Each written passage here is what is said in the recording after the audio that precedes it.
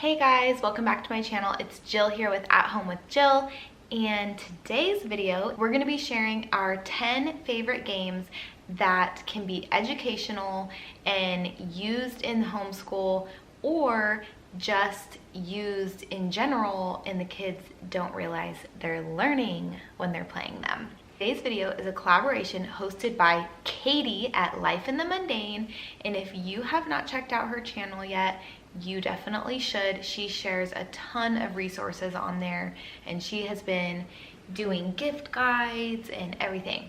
So I want you guys to head over to her channel when I'm done, and don't forget to click the playlist in the description to see all the other videos, to see what awesome games everybody plays in their home. So let's jump into this. The first game is Bop It. So I'm sure everybody is familiar with Bop It and how to play. It gives you commands and you have to bop it, twist it, pull it, and if you get it wrong, you lose. So anyway, Bop It is one of our favorites.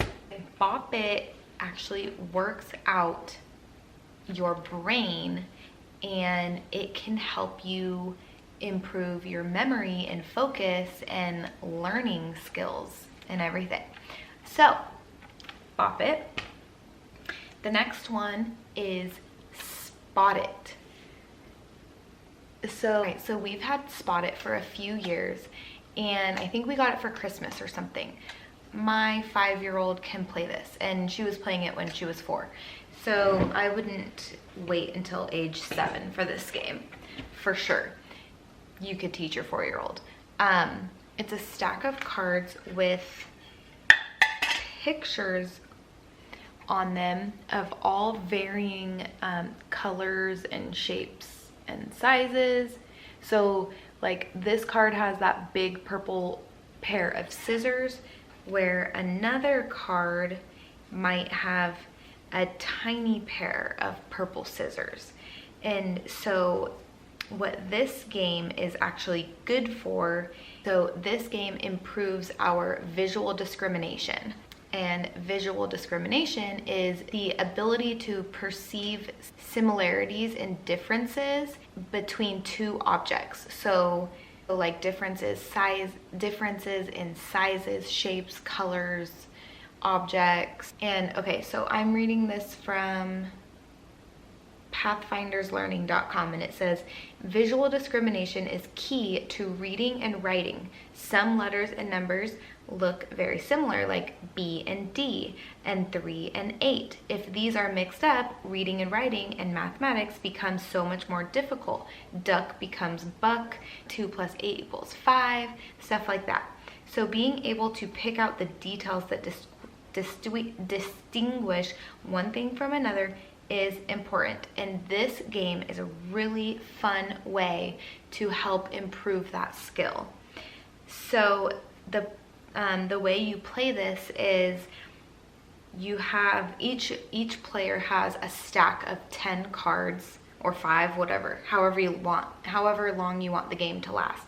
And then the rest of the cards just sit on the table in one nice stack. So there's one card in the middle, and then each player has a stack with one card showing. And you have to find what your card has that's the same as the card there, and you yell that word out, spider, and set your card on the stack, and then you have your next card and you try to find that one. Exclamation point, fire, like, and so on and so on. And it's a race to run out of your cards the quickest. So my kids like to call me the Spot It Queen because I'm the queen of Spot It, okay? Scrabble Junior. And the thing I love about Scrabble Junior, our board broke in half, so I love that Scrabble Junior has words on one side for when you're playing it with younger ages that don't know how to spell yet. because it actually teaches them spelling and phonics. So anyway, Scrabble Junior, pretty self-explanatory. Spelling, phonics. Oh, my cat is in the tree. Okay. So game number 4 is Yahtzee. Okay, we love Yahtzee. I'm sure you guys are all familiar with it. We haven't played it in a while, but we played it tonight and it was a lot of fun. I guess the educational skill in this is like math, counting, I don't know, but yeah. Okay, the next game is Phase 10, and our box broke, so we have it in this bag, but I'm sure you guys have played it.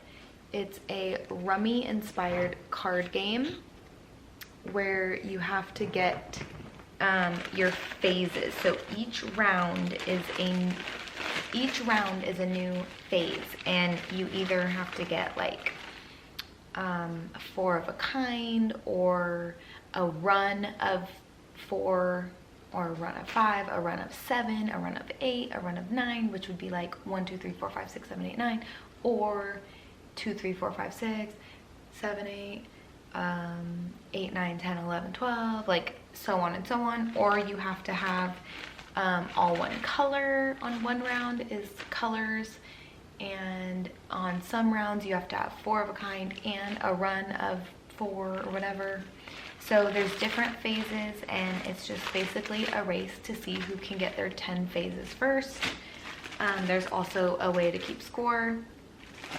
So that one is really fun. It's my son's favorite. Next one is Animal Logic. So we love this game. So it comes with these wooden animals, and basically it is a puzzle. So the animals are here on the board. The book tells you where to put them, and then you have to figure out how to get them all off. And that's how you beat it, is by getting every last animal off. Only one animal can cross the river at a time, and the next animal to cross the river must be of the same color or species as the animal that went before it. So it's total logic. It's a puzzle, and the first 12 puzzles are easy, and then the next 12 are like medium, and then the next a brain teaser puzzle logic, whatever. It's good for your brain. Yeah, it's good for your brain. We'll stick with that. Next game is Mental Blocks. So this game is a ton of fun. 5 and up. The Animal Logic game was 5 and up also. It comes with these blocks. They're like plastic. So 2 people have a set each of the blocks, and then someone else holds up a card for them for about 30 seconds. They have to leave their blocks, come look at the card for 30 seconds, and then they can go back to their blocks, and then they try to recreate it by memory. And so yeah, that it can be a competition like that. You could play it by yourself, you know, study the card, put it behind you, do your blocks, and then see if you were right. The instructions give multiple ways how to play. So anyway, my kids are having a blast with this game, and this game is also brain boosting. It, you know, it helps improve memory and all of that. Also, it helps build critical thinking skills. Okay, so the next game is Mastermind. So I don't know if you guys have heard of Mastermind, but I had it when I was little, and I remember loving it, and me and my brother used to play it a lot. So I got it for my kids, I think last year for Christmas. And so what you do is you put these little pegs in here. One person does that, and it's hidden from the person over here, and that person has to just put 4 in here.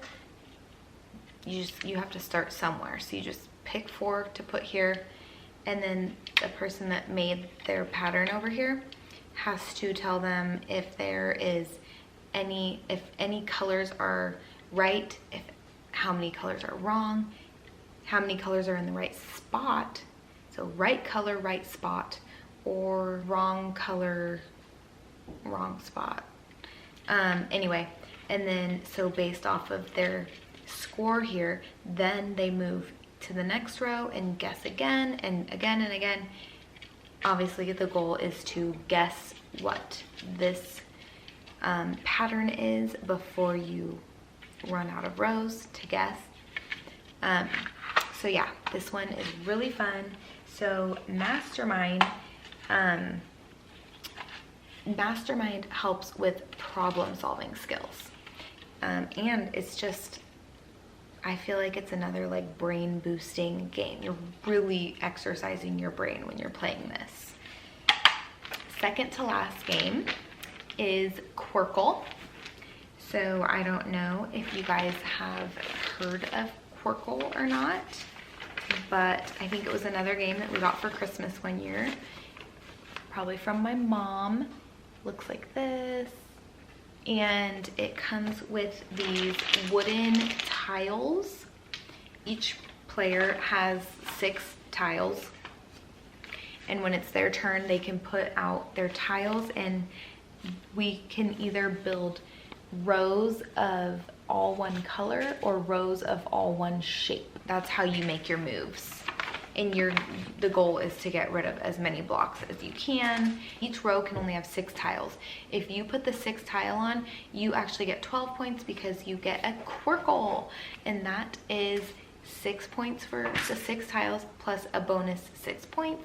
And so that's called getting a Quirkle. That is always your goal, is to get a Quirkle. So Quirkle uses pattern recognition, basic math, and exercising the brain. So it's also really good for memory loss and focus and stuff. All right, last but not least, Monopoly. We all know Monopoly, and the obvious reason for education is math, counting money, adding and subtracting money, but some other ways is the fact that kids are learning how to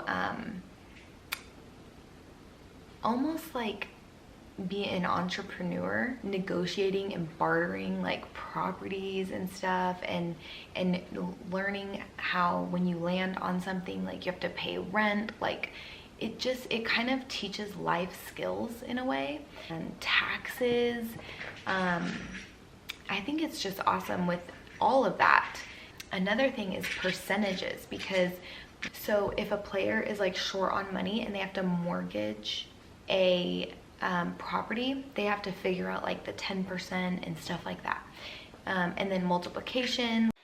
Okay guys, I lost the rest of my footage, so if you liked today's video, go ahead and give me a thumbs up, and if you're new to my channel, please subscribe, and don't forget to check the playlist for the other mamas, and check out Katie's channel at Life in the Mundane, and stick around to watch me fail at Bop It.